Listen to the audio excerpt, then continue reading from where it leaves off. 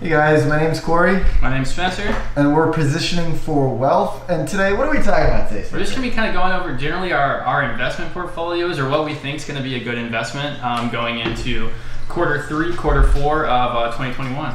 Do you think cryptocurrency is overpriced right now? It's funny. There's two different conversations. There's the conversation about Bitcoin and then the non-Bitcoin. Bitcoin is just so, what is that, $55,000 right now? Yeah. You know, it's bound to pull back. Like, it's gonna pull back. Like, it's gonna pull back by I'm guessing the second half of this year we're gonna have a big crypto pullback. That's what I'm thinking too. I'm honestly more bullish on Ethereum in the long term. Like, yes. I'm feeling more and more uncomfortable actually investing in Bitcoin. Yeah. That's one of those things I just actually sold all my Bitcoin yesterday. All of it, yeah. Because I want to buy in at the dip later.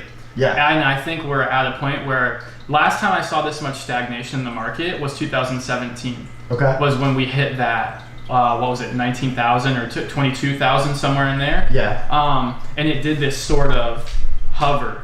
And that scares me because, like, I have a hard time seeing the true value of Bitcoin. Mm-hmm. Like, I think it is a store of value, but I don't necessarily think it serves a purpose outside of that. Correct. With Ethereum, on the other hand, I see, like, the more applications that are built on that, the more they charge transaction fees, the more money to be made. Yeah. So that business model makes sense to me. I like Ethereum because, yeah, like you said before, and Mark Cuban said the same thing, that there's an application behind this cryptocurrency, and it's not just not just Bitcoin. Now, there's a lot of others out there that have an application behind them. It's just not as widely used right now as Ethereum is, with that whole NFT thing going on. There's a crypto called Cardano, I think it's called. Oh yeah, I've heard of that one. ADA is the ticker symbol. Yep. It's trying to be what Ethereum is going to be. Like, it's already proof of stake. It already has the fluidity, but of course it's not as popular as Ethereum. Yeah, there's a lot happening now, especially in the crypto space. But obviously with the stock market as well, we got Coinbase that's now trading. They had their IPO not too long ago. Yeah, they're actually up 12% as of yesterday. Nice. Yeah. Because I may be in that. I did buy the IPO of Coinbase, of course. We went down 25%, so now it's showing some signs of an uptrend. There's tqqq, which is a NASDAQ. It's just a NASDAQ ETF, but tqqq is the same thing, just triple, 3x leverage on it. So yeah, it definitely it's a great for day trading if you are into that. If you have enough money in your account to do that, it's great for day trading. I've made some money in that stock, not necessarily from day trading it, more of just buying and holding some of that even overnight. At first I was investing into the Cannabis ETF, msos. Originally it was actually MJ I was invested into. What's that? MJ is a cannabis ETF, but the thing about them is there's a lot of tobacco companies mixed in with that. The msos is mostly American owned cannabis companies that are listed on the Canadian stock market. Okay. Because that's like the workaround right now. So it's like over the counter is what I guess they're considered their stock listing is. Okay. UTC. Yeah. So, but I was looking into if I'm going to invest into and I actually got watching a Warren Buffett video where it was talking about value investing and how they look at the blue chip of a stock, what is their actual assets, their PE ratio times their profit per share, and that got me looking into curlf, and curlf is they're medical marijuana, and they've taken over 50% of the Florida market. Is their focus. They have 60 dispensaries here. Yeah. And they're one of the only profitable companies in the game right now.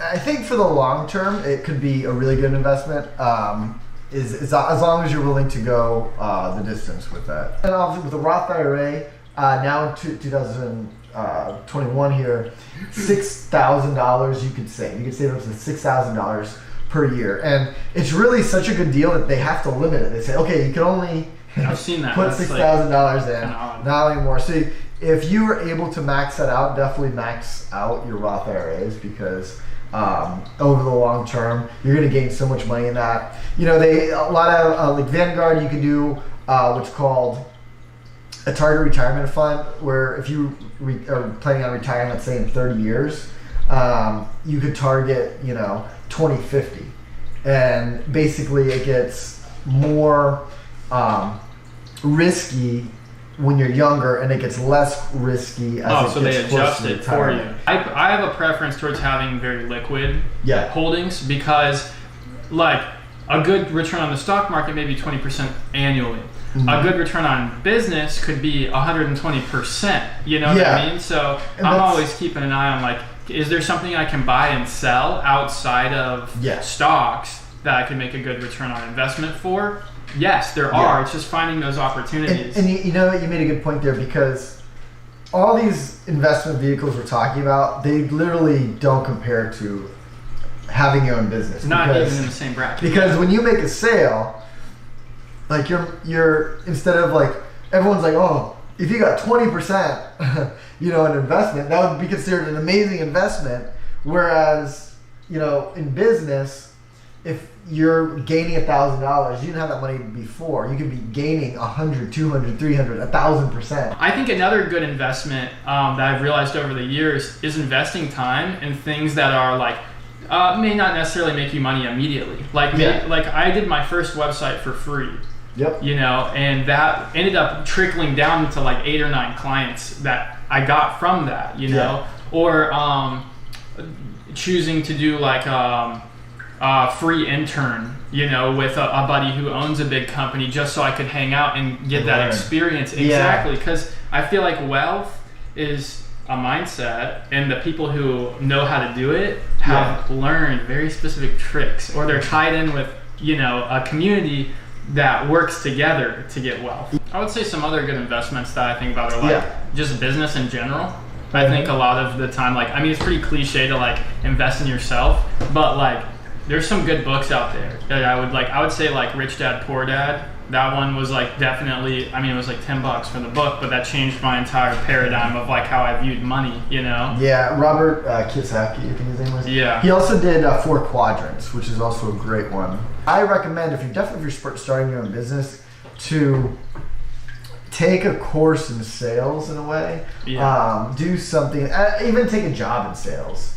Even if it's cold calling. I know a lot of people are like, oh, I'm not going to do that. But you have to get in that space to understand it and what you're doing. And also, I wouldn't take a job in a product or service that you don't believe in either. Yeah, I agree. That passion, you have to have it. If you don't love the product you're trying to support, like, how are you going to convince anybody to buy it? Also, positioningforwealth.com is live now. Personally, I'll go and read the description of a YouTube video when I'm looking for like the quick key points of a video. But that's kind of what our blogs do, is just a summarized, condensed version. But yeah, if you guys definitely want to subscribe, really up to you guys. We just want to provide value and insight really from our own personal perspective of how we've walked through business, and if you guys enjoy that, any support would be, definitely. If you have questions, reach out to us. We're learning just like you are. So hopefully that will get better over time, and we appreciate you tuning in.